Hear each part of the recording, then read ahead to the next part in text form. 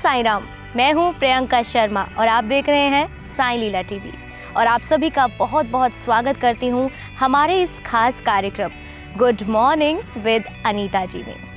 दर्शकों, साईं बाबा की दार्शनिकता और जीवन के दृष्टिकोण को जन जन तक पहुंचाने का बीड़ा उठाया है साईं लीला टीवी ने। और इसी संदर्भ में हमारे साथ जुड़ी हैं आज अनीता जी। तो आइए उनसे जानते हैं कि साईं बाबा की दार्शनिकता और जीवन के दृष्टिकोण को वो किस तरह से देखती हैं, उनकी क्या सोच है। अनीता जी, आपका बहुत बहुत स्वागत है। ओम साईं राम। ओम साईं। मुझे और मेरे दर्शकों को बताइए कि आप क्या सोचती हैं, आपकी क्या सोच है। कृपया अपने विचार प्रकट कीजिए। साईं बाबा ने जो अव्यक्त हमारी मूल भावनाएं हैं, जो अदृश्य दैवी शक्तियां हैं, उनका मानवीकरण करते हुए ये बताने की कोशिश की है कि वो मैं सर्वशक्तिमान है। उसको मानवीकरण करते हुए अपने आप में प्रकटीकरण किया है ताकि वो अपनी विचारधारा के माध्यम से जीवन दर्शन को समझा सके। अनीता जी, अगर भाव की बात करें तो इसका भाव दर्शकों को समझाइए कि इस मैं शब्द का भाव क्या है। मैं शब्द का अर्थ है, मैं देखिए, जब भी एक हम सब जानते हैं कि एक अदृश्य शक्ति पूरे संसार की नियंता है और वही पूरी सृष्टि का संचालन कर रही है। तो जब महापुरुष या साईं बाबा जैसे दार्शनिक और गहन विचारक इस तरह की बात को हमारे सामने रखते हैं मैं करके, तो उसका मतलब ये होता है कि वो उस व्यापक सर्वशक्तिमान का मानवीकरण कर रहे हैं। यानी कि उनके उद्गार वो मानव मान के ये चल रहे हैं कि मैं सब कुछ जानता हूँ, मैं सर्वज्ञानी हूँ, मैं व्यापक हूँ, मुझे पता है तुम अच्छा कर रहे हो या बुरा कर रहे हो, मुझे सब ज्ञात है। लेकिन जो हमारी जो स्थूल बुद्धि है, हम स्थूल शरीर में बैठकर स्थूल बुद्धि से साईं बाबा की सूक्ष्म विचारधारा को नहीं समझ सकते। फिर भी एक प्रयास मात्र ये रहता है कि हम साईं बाबा को कितनी गहन दृष्टि से समझ सकते हैं। आप प्रयास की बात कर रही हैं तो मेरे जहन में एक और सवाल आया कि अगर हम प्रयास करें तो वो कैसे। प्रयास इन द सेंस हम ये कह सकते हैं, हम आत्मविश्लेषण करें। आत्मविश्लेषण का मतलब ये है कि जब हम अपने अंदर जाके हम अपनी आंतरिक भावनाओं को पढ़ेंगे, हम अपने आप को खुद को समझेंगे, तो हम उस सर्वशक्तिमान के बहुत आसपास हो जाएंगे।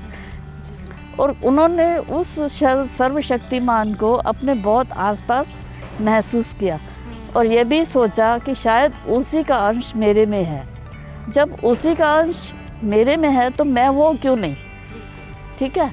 इसीलिए उन्होंने मैं शब्द का प्रयोग किया। लेकिन अब हम संसारिक भौतिक जीव क्या सोचते हैं कि साईं बाबा तो खुद भगवान बन बैठे। लेकिन और उनको बहुत कई लोगों ने, हम देखते हैं, नित्य प्रति देखते हैं कि बहुत से लोगों में इस बात को लेकर बहुत भ्रांति है कि वो भगवान, कि वो स्वयं को भगवान मानकर ये कहते हैं कि तुम जो करते हो मुझे पता है, मैं सारी सृष्टि का नियंता हूँ, मेरे ऑर्डर से सारी सृष्टि का संचालन होता है। लेकिन ऐसा नहीं है। वो ये समझते थे कि जब ईश्वर मेरे में है तो वही तो चला रहा है, वही सर्वशक्तिमान सबको अपनी इच्छा के अनुसार चलाता है। हमारे कहने से तो कुछ भी नहीं होता। इंसान अगर चाहे तो वो इंसान को जीने न दे, लेकिन होता तो वही है ना जो ऊपर वाला चाहता है या सर्वशक्तिमान चाहता है। जब साईं बाबा ने उस सर्वशक्तिमान को इतनी निकटता से अपने अंदर महसूस किया, तो अगर उन्होंने मैं शब्द का इस्तेमाल किया तो क्या गलत किया।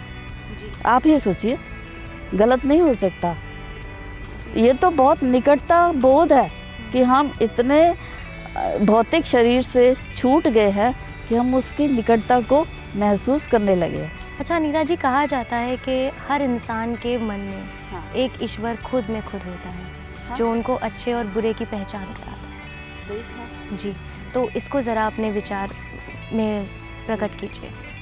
एक छोटी सी बात है, जब हम ये देखते हैं कि अच्छी बात सबको अच्छी लगती है, आपको भी अच्छी लगती है, मुझे भी अच्छी लगती है। और किसी तीसरे के सामने जब हम कुछ सुगंधित पदार्थ रखते हैं या अच्छी बात करते हैं या उसकी प्रशंसा करते हैं तो वो क्यों खुश होता है या हमें खुशी का एहसास क्यों होता है? खुशी का एहसास होने का मतलब ही ये है कि हमारे अंदर वो सर्वशक्तिमान, उसका शुद्ध अंश हमारे अंदर विद्यमान है, तभी हमें अच्छाई का एहसास होता है। और जिस दिन वो शक्ति हमारे अंदर से चली जाती है, हम क्या होते हैं? हम निढाल होते हैं, पत्थर बन के या मिट्टी बन के लेट जाते हैं ना, कुछ नहीं कर सकते। तो यही एक वजह है कि उसका जो सत्व तत्व है वो हमारे अंदर है, हमें अच्छाई का महसूस होता है। और जब हम आत्मविश्लेषण करते हैं और हम पाते हैं कि ईश्वर हमारे अंदर ही है, तो हम उसके साथ साक्षात करने में सक्षम हो जाते हैं। ठीक है, तो इसीलिए हमें अच्छी चीज़ अच्छी लगती है, बुरी चीज़ बुरी लगती है। ये भाव हमारे अंदर अपने आप ही आता है और ये प्रयास नहीं करना पड़ता। आवश्यकता ये है कि हम 10 मिनट अपने लिए ज़रूर निकालें, शांत बैठ के सोचें कि हमें क्या अच्छा लगता है, हमें कुछ अच्छा लगता भी है या नहीं, या हमें बुराई ही अच्छी लगती है। आपने देखा होगा किसी को भी बुराई अच्छी नहीं लगती, बुराई की निंदा ही होती है। भले ही लोग जो है क्षणिक प्रलोभन में आके 5 विकारों के शिकार हो जाते हैं, ठीक है, लेकिन अंततः उनकी अंतरात्मा उन्हें कोसती है। वो क्यों? वो इसलिए कि उसका जो तत्व है वो हमारे अंदर है, वो सब तत्व भी हमें अच्छाई का बोध कराता है। अनीता जी, जैसा कि आपने बताया था कि साईं बाबा में मैं था ही नहीं, और मैं था तो वो लोगों के भले के लिए था, लोगों को जागृत करने के लिए था। लेकिन इस मंतव्य को जो हमने बीड़ा उठाया है साईं बाबा के मंतव्य को दर्शकों तक पहुंचाने का, वो हम किस माध्यम के द्वारा पहुंचा पाएंगे? देखिए, दर्शक इतना समझदार है आज का कि उसको ज़रूरत ही नहीं है कि ज़्यादा उपदेश दिया जाए। सीधा और सरल माध्यम तो यही है कि साईं बाबा की जो पूरे जीवन का दृष्टिकोण रहा है, या उन्होंने जिन चमत्कारों को, जिन लीलाओं को किया है, उनके पीछे छिपे भाव को खोलकर विस्तार से परिचर्चा से, डिबेट से या स्वाध्याय से पढ़ा जाए। तो सबसे सर्वप्रथम इसका माध्यम तो ये होगा कि हम जितने भी साईं भक्त हैं उनकी प्रीचिंग को, उनकी शिक्षाओं को शब्दशः ध्यान से पढ़ें, फिर उसके ऊपर मनन करें। मनन करके 2-4 अच्छे लोगों से परिचर्चा हो, उनके मतांतर हों, आपस में विचार विमर्श हो, क्या ठीक है क्या गलत है। देखिए, जब 4 लोग आपस में मिलकर किसी बात पर परिचर्चा करते हैं तो बहुत सी गुत्थियाँ सुलझकर सामने आती हैं। क्यों? क्योंकि हर आदमी अपने आप में इतना सक्षम होता है कि वो विभिन्न दृष्टिकोणों से साईं बाबा की शिक्षाओं का अध्ययन करेगा। और जब हम खुले में अच्छे से वार्तालाप करेंगे, वार्ताएं करेंगे और आमने सामने बैठ के खुल के अपनी गुत्थियों को सुलझाएंगे, क्योंकि ज़रूरी है, आवश्यक है कि साईं बाबा के चमत्कारों को बहुत से लोग गलत दृष्टिकोण से देखते हैं, वो केवल चमत्कार ही मानते हैं, जबकि ऐसा नहीं था। साईं बाबा के जीवन को अगर गहन दृष्टिकोण से देखा जाए तो ये था कि उनका जीवन अद्भुत वैज्ञानिक और भौतिक और आध्यात्मिक उपलब्धियों से सम्मिश्रित था। अनीता जी, आपसे बात करके, और सुबह सुबह का समय है तो बहुत ही अच्छा लग रहा है और बहुत ही पॉजिटिविटी आ रही है। कल ही मैं अपने एक दोस्त से मिली तो उसने मुझे बोला कि जो मैं चाहती हूँ वो मुझे कभी नहीं मिलता और जो मैं नहीं चाहती हूँ वो मुझे मिल जाता है। तो अचानक मेरे मन में एक बात आई कि इंसान जो चाहता है उसको कभी वो हासिल नहीं होता। इस पर ज़रा पुष्टि करें। देखिए, इंसान की इच्छाएं असीम है और कुछ ऐसे भी होती हैं कि उन इच्छाओं के माध्यम से कहीं ना कहीं हम दूसरों का अनर्थ कर देते हैं, दूसरों का नुकसान कर देते हैं, तो ऊपर वाला नहीं चाहता कि हमारी इच्छाओं के माध्यम से अगर इंसान अपनी करनी पर आ जाए तो आप देखिए क्या होगा। वो ये होगा कि इंसान को जीने नहीं देगा, वो केवल अपने स्वार्थों की पूर्ति करेगा। तो इसीलिए ऊपर वाले ने ये काम अपने हाथ में ले लिया कि इंसान की वो इच्छाएं पूरी करता है जिससे किसी का नुकसान ना हो। पर अनीता जी, कुछ लोगों के साथ तो ये ऐसा नहीं होता कि जैसा कि कहा जाए तो कुछ लोगों की मनचाही इच्छाएं पूरी भी होती हैं। मनचाही इच्छाएं, तो मनचाही का मतलब आप किन इच्छाओं से मतलब है आपका? मनचाही अच्छी भी हो सकती हैं, मनचाही बुरी भी हो सकती हैं। अब ये तो नियंता है ऊपर वाला।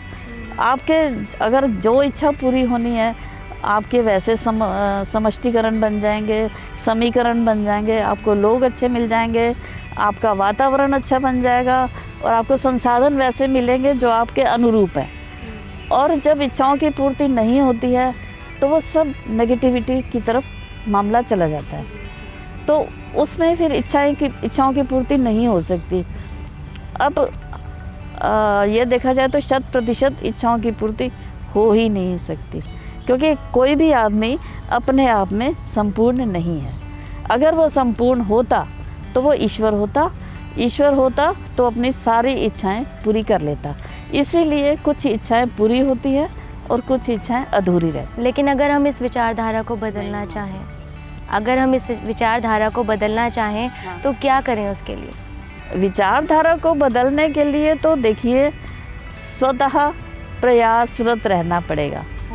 आपको निज नियंत्रण, सेल्फ कंट्रोल, यही एक टूल है जिनसे आप इन भौतिक इच्छाओं से छुटकारा पा सकते हो। वरना इच्छाओं का कोई अंत नहीं है और अनंत इच्छाएं आपके अंदर लिप्सा, लोभ, क्लेश, और जब वो इच्छाएं पूरी नहीं होती तो आप मन में विषाद पैदा करती हैं। तो अच्छा नहीं होगा कि अगर हम इन सब चीज़ों से दूर भागें और अपने आप को एक शांत सा रखें। उससे ये होगा कि ना इच्छा होगी, ना किसी चीज़ की अगर पूर्ति नहीं हुई तो हमें दुख नहीं होगा। दुख नहीं होगा तो हमारा मन शांत है। शांत है तो हम सबको अच्छे लगेंगे, हमारे अंदर खुशी रहेगी, हम खुशी बांटेंगे, खुशी देंगे और खुशी लेंगे। तो शांत मन की प्राप्ति के लिए हम कुछ सोचेंगे। जी, तो अनीता जी, आपसे बात करके बहुत अच्छा लगा। अंत में मैं यही चाहूँगी कि आप हमारे दर्शकों को साईं बाबा के उपदेश के बारे में, जैसा कि हम बात कर रहे थे, अपना दृष्टिकोण उन पर आप अपना बता रही थी कि आपकी क्या विचारधारा है उसको, तो एक उपदेश साईं बाबा का जो दर्शकों तक पहुँचाना चाहते हैं। साईं बाबा का मेन उपदेश तो यही था कि इंसान को इंसान समझो। सब अल्लाह मालिक एक है। अल्लाह कह लो, उसको मालिक कह लो, ईश्वर कह लो, वो सब चीज़ें का हिंदू मुसलमान नाम की कोई चीज़ नहीं है। इन जाति विभेदों में कुछ नहीं पड़ा है। इंसान इंसान है, सभी में वो भावना है। अब देखिए, तभी तो साईं बाबा कोड़ियों तक की सेवा करते थे। क्यों करते थे? क्योंकि उन्होंने कभी नीची ऊंची जात को देखा ही नहीं। उन्होंने इंसान में इंसान को देखा और सभी में वो रक्त प्रवाह हो रहा है, सभी में वो हाड़ मांस है, सभी में वो भावनाएं हैं। चाहे आप उसको साक्षात भावनाएं कह लो, परोक्ष भावनाएं कह लो, तो सभी में तो वो फीलिंग है, सभी में वो महसूस करते हैं। तो जब हमारी इच्छाएं, अनिच्छाएं, आदर, सत्कार, भाव, अनुभव, ये सब एक जैसे हैं, तो फिर सब इंसान एक जैसे क्यों नहीं है? ये जातियाँ क्यों हैं? तो साईं बाबा का मेन उद्देश्य ये था कि अल्लाह मालिक एक है, ईश्वर एक है, इन झगड़ों में कुछ नहीं पड़ा है, दोनों मिलके रहो, हिंदू मुसलमान कोई चीज़ नहीं है। जी अनीता जी, बहुत बहुत शुक्रिया, आपने हमें अपना समय दिया और लोगों को उनके जो मन में मिथ्याएं हैं साईं बाबा को लेकर, उसको दूर, बहुत सी भ्रांतियों को हमें दूर करना है। और इसी तरह चर्चाओं के माध्यम से, विश्लेषण के माध्यम से हमें साईं बाबा के मूल मंत्र को सामने लाना है कि उनका मूल संदेश क्या था। जी, उसके लिए बहुत बहुत शुक्रिया। ओम साई राम। दर्शकों, गुड मॉर्निंग अनीता जी में आपने देखा कि अनीता जी ने किस तरह से साईं बाबा के मंतव्य को आप तक पहुंचाने का एक सार्थक प्रयास किया है, और साईं लीला टीवी भी साईं बाबा के दृष्टिकोण को और उनके जीवन की जो भी दार्शनिकताएं थी उनको जन जन तक पहुंचाने का जो बीड़ा उठाया है उसका हम सार्थक प्रयास करते रहेंगे। तो दर्शकों, गुड मॉर्निंग अनीता जी कार्यक्रम में आज के लिए बस इतना ही। मुझे दीजिए आज्ञा। ओम साई राम।